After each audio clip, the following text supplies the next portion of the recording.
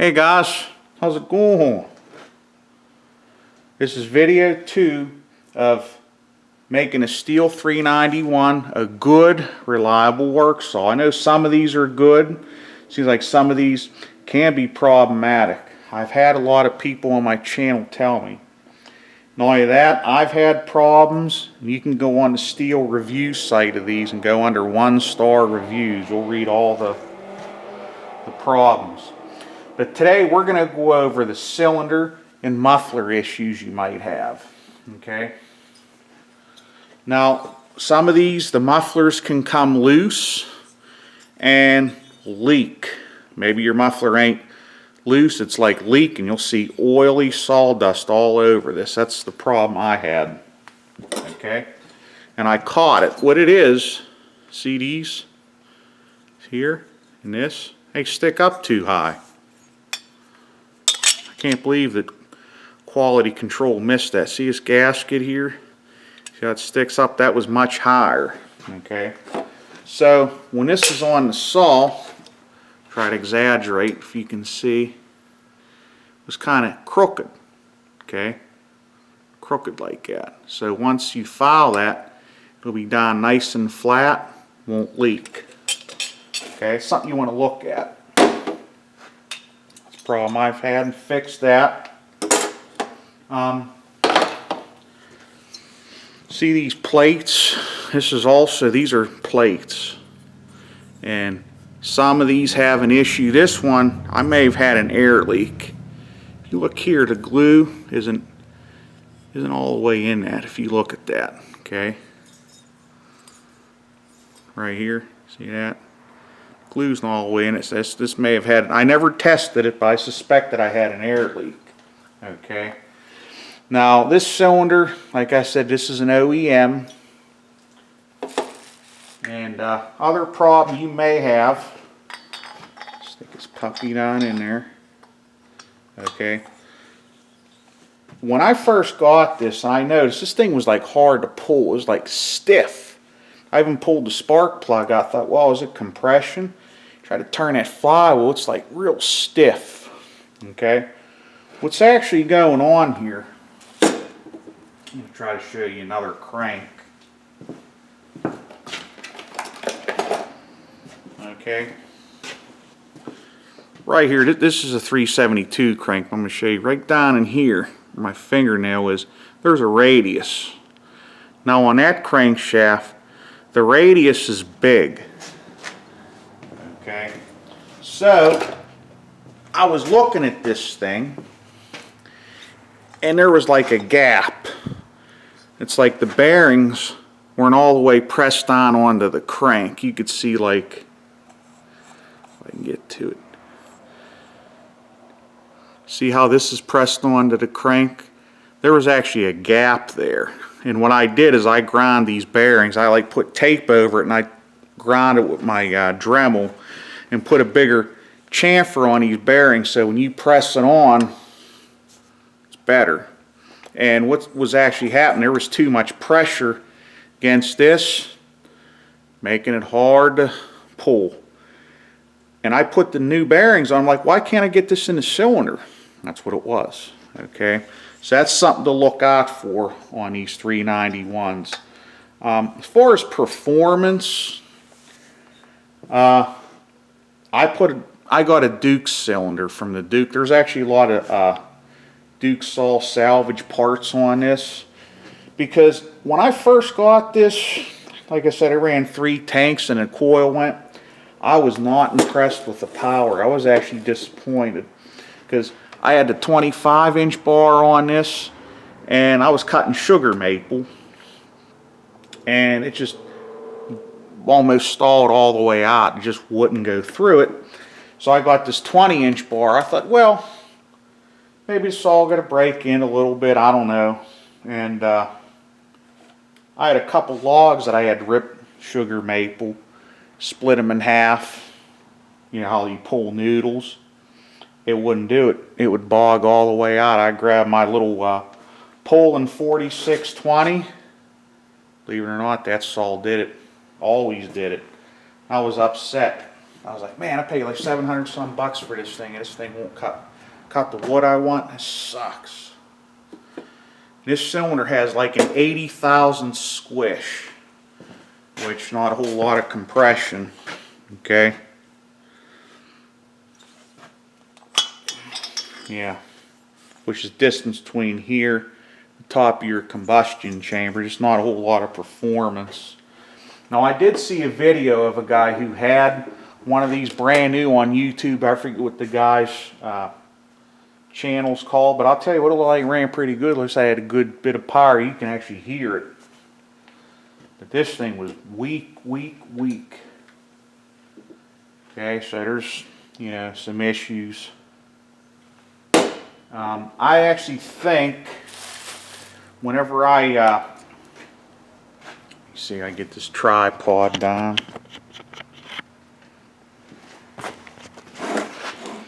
Okay. See that H right there? I think that's a highway, but that's from the Duke. That's a, see if I can spin this over real quick. That's a moly coated piston in there. Okay, that's a nice piston. It's a pop-up, but seems to work pretty good. I did have to change the port timing a bit because the upper transfers, keep in mind this is the OEM cylinder, were too low. Okay, they were blocking the piston at bottom dead center, and that's why I had to chamfer the piston. It might be a little tip. If you get one of these, look at bottom dead center. You want that transfer completely open on this piston. Okay, you don't want this piston blocking them transfers in any way, especially on a strato saw, because your air charge could overcompensate for your fuel, and you'll have a saw that runs way too lean. Never get the carbs set right. I do think these are too tiny too. On this cylinder, this thing was like big, so I filled that in with JB Weld, and I transitioned it, kind of bell-mouthed it. You know, it's hard for me to show you, but this was like real big all the way in. That really helped that intake velocity. That's why it's got nice, I can tune this carburetor now. And yeah, I think 126 seems to be a good number on the upper 125, maybe 126 on the upper transfers seems to be a good number. You just got to be careful if you do any port work. I use the silicon carbide greenstone. Just take your time, and yeah. The exhaust, the thing I didn't like about this cylinder, the exhaust was too high. So there was kind of like 16th, this piston sit like a 16th inch below the floor of this exhaust, which I don't think was too good. So there's a little bit of problems. Be kind of a cool experiment to weld this piston up and try to adjust the squish. See what you can do with that. Might be pretty cool. Yeah. So that's some stuff to look at. Like, I did see Richard Flagg. He did a 391. He got a highway cylinder put on. Oh, like it ran pretty good. Really did.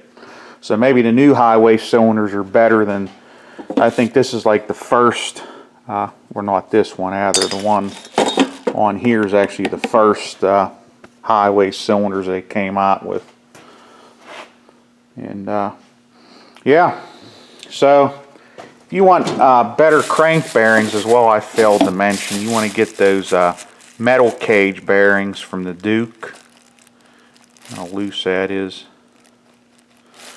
Yeah, from Duke Saw Salvage. Also get one of those moly coated pistons, maybe a pop-up. I know guys got mixed feelings on them pop-ups. What I actually think they do is they may not make your saw rev as high. What it does, it puts more torque down low. Okay, where you lose on one area in RPMs, you gain in the other torque. So, yep, this is, I made these felon spikes for fun, 3-point spikes. Yeah, just for fun. I was bored. I didn't have nothing to do instead of these things. Oh, I hated these. These things were horrible. Okay, check this out. Big difference in the angle. What would happen if you cut a log, say you were ripping wood, what it would do would jam this down. It pinch this into the bar, jam it in here, and I have to get a screwdriver and literally pull that out of this log, out of this spike. It was kind of very annoying to use these. So that's why I did this. Looks pretty good. Just for fun. You're probably going to see a video later where I'm actually using these, but I'm kind of trying to do a video series. So, yep, so got any questions, put it down in the comments about these things. I know a good bit about them. I think next video we're going to get into, I might get into showing cutting this ash log. It's pretty decent size. I do a little bit of cutting. I see a little bit of scratches happening right above this top ring, and what's happening is this is getting too hot, making this piston expand, and what happens is this start to contact the cylinder and it will start getting tight, maybe score up your piston. If you let it go too long, you run it too hard, you can burn this up, score your saw all up. But I did see that happening after cutting that log, and that's whenever I decided to retard the timing, and it seems good now. Okay guys, the next time, keep feeling the heat.